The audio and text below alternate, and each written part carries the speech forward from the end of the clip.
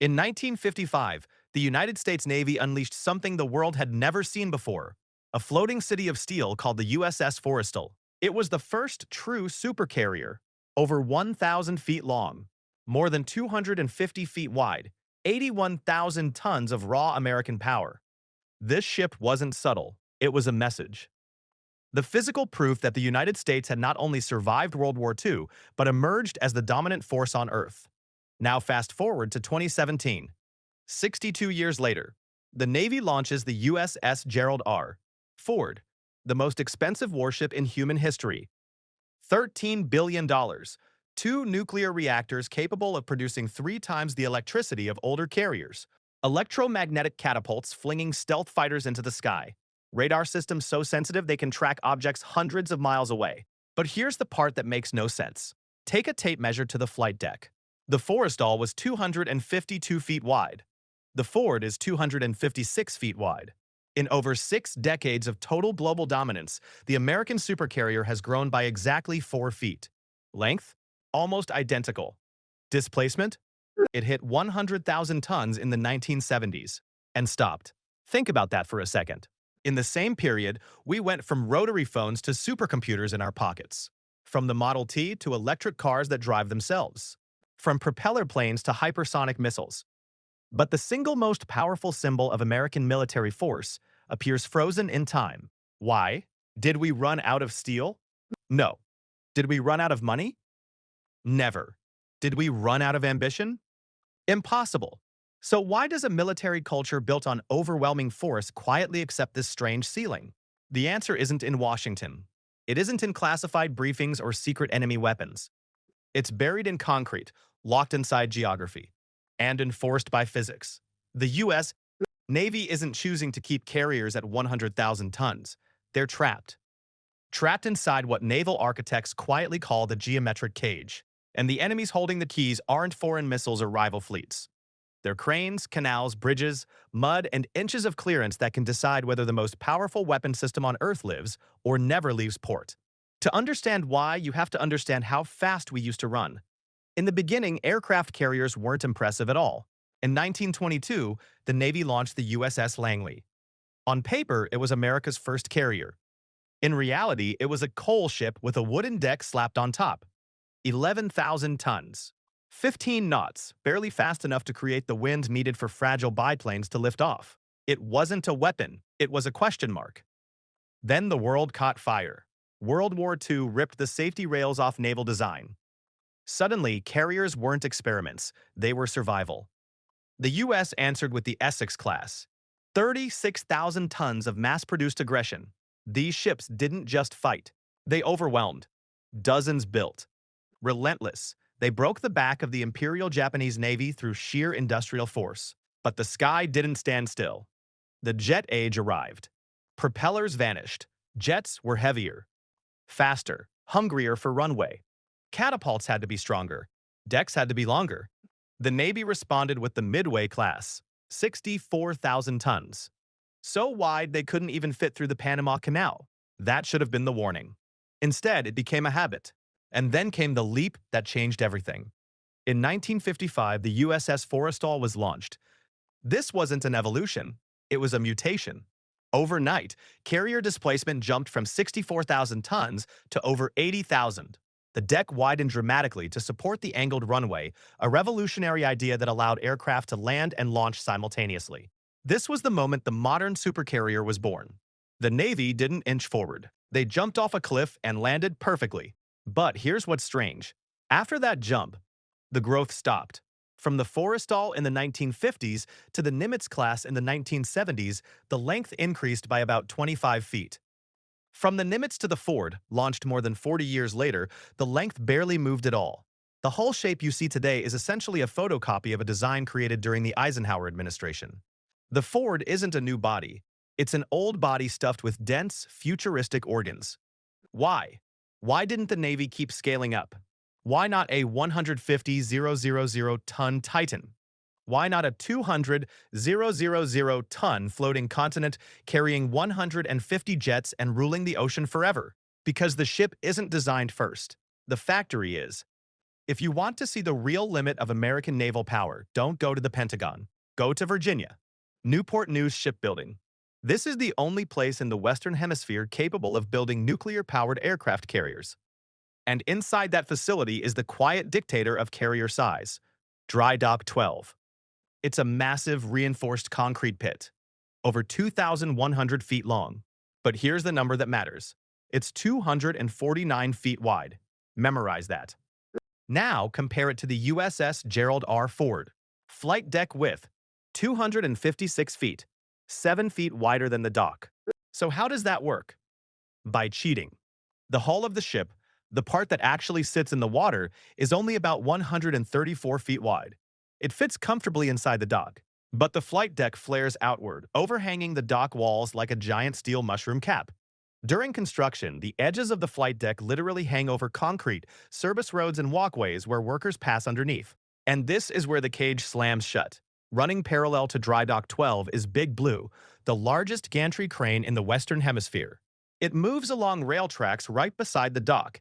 The gap between the edge of the Ford's flight deck and the crane's massive steel legs isn't measured in feet. It's measured in inches. If the Navy wanted a carrier with a 300-foot beam, the deck would smash straight into the crane. To go bigger, they wouldn't just need a new ship. They'd need to demolish the dock, rip up the rails, rebuild the crane system, and redesign the entire industrial heart of American carrier construction. Billions would be spent before a single piece of steel was welded. The Navy studied this in the 1990s. The conclusion was brutal. The infrastructure cost alone would kill the program. So the Ford is the exact size of the tool used to build it, a cast of its own mold. But even if you broke free from the concrete, you'd still be trapped. Aircraft carriers are weapons of freedom, and freedom requires movement. The problem is, the ocean is full of doors that only open so wide. The most dangerous one sits in Egypt, the Suez Canal. This narrow strip of water connects the Mediterranean to the Persian Gulf. If you can't use it, you have to sail around Africa. That adds weeks to response time. It burns millions in fuel and logistics. And it chews through the finite lifespan of nuclear reactor cores. Now, here's the rulebook. The Suez Canal Authority sets a maximum allowable beam of 254 feet. The Ford's hull technically fits, but its flight deck spreads out to 256 feet. That overhang turns the transit into a high-risk operation. The deck literally hangs over the canal banks. A strong desert wind hitting that massive surface area can push the ship sideways. The pilots aren't just steering. They're fighting aerodynamics. And the trap isn't just width. Look up. Spanning the canal is the Al Salam Bridge. Clearance height, 230 feet. Older carriers solved this by folding masts, but the Ford carries a new dual-band radar system. Massive fixed panels that cannot shake, bend, or fold. They require absolute rigidity. So the designers faced a brutal constraint. Build a 100,000-ton fortress that fits under a civilian bridge. The result is the integrated mast, a sculpted composite monolith designed to clear the bridge by inches. Picture piloting a 24-story building under a concrete beam at speed. If the tide is wrong or the math is off, you don't lose an antenna, you crush the brain of the ship. And even if you survive that, you still have to come home. Let's talk about mud. Naval Station Norfolk, the heart of the Atlantic Fleet, maintains its channels at about 50 feet deep. Nature hates depth. Silt and sand creep in constantly. The Army Corps of Engineers dredges year-round just to hold the line. A larger carrier would ride lower in the water. Its draft would push past 45 feet. That erases the safety margin. One storm, one miscalculation, and the ship is scraping bottom. It wouldn't just be Norfolk. Yokosuka, Japan faces the same limits. A mega carrier would be forced to anchor offshore, relying on smaller ships for resupply. A homeless king. The Earth itself has voted. 100,000 tons fits. Anything more gets stuck. But critics still whisper the same argument. Who cares about canals and docks? We need more jets. This is where intuition fails. More aircraft feels like more power. But naval warfare doesn't reward bulk buying. In the 1990s, the Navy and research groups ran the numbers on carriers carrying 100-plus aircraft. What they found was counterintuitive. A flight deck is a finite ecosystem, about 4.5 acres. Pack too many jets onto it, and you don't get more strikes. You get gridlock. Aircraft block taxi paths. Bomb carts cross active runways. Catapults sit idle waiting for space. The metric that matters isn't how many planes you store. It's sortie generation rate. How many weapons can you put on target in 24 hours? The Nimitz class sustains about 120 sorties per day. The Ford targets 160, a 33% increase without making the ship bigger. How? They studied NASCAR. On older carriers, weapons had to be pushed across active deck areas to reach aircraft, like refueling a race car by crossing the track mid-lap. On the Ford, the island was shifted back. Weapons elevators use electromagnetic motors to shoot bombs directly from magazines to the deck beside waiting jets. Land, refuel, reload, launch. A closed loop. The Ford produces more combat power than a hypothetical 150,000 ton monster because it's faster, not fatter. Density beats volume. Efficiency beats excess. But there's one final reason the ultra-carrier dream died. And it scared the Navy more than any missile. In the 1990s, after the Cold War, the Navy asked a dangerous question. Why stop at 100,000 tons? Why not build a 150,000 ton Leviathan that dominates forever? The CVX studies answered it. The first problem was economic. A new hull form erases decades of hard-won data. Stress points, fatigue patterns, proven steel layouts. You don't build a ship. You restart the learning curve. Costs explode. Timelines stretch. Mistakes multiply. Then comes hydrodynamics. Water is 800 times denser than air. As hulls widen, drag doesn't increase linearly. It compounds. To generate enough wind over deck, the ship needs to sprint. But sprinting a massive hull demands more power. 2 reactors wouldn't be enough. Maybe 3. Maybe 4. More reactors add weight. More weight adds drag. More drag demands more power. A death spiral. The final blow was strategic. Imagine a single ship costing $25 billion, carrying 6,000 souls, holding a quarter of the Navy's air power, one lucky hypersonic missile, one torpedo that slips through. In minutes, you haven't lost a ship. You've lost a war. Dispersion is survival. Concentration is death. The Navy chose 11 deadly blades over 6 fat targets.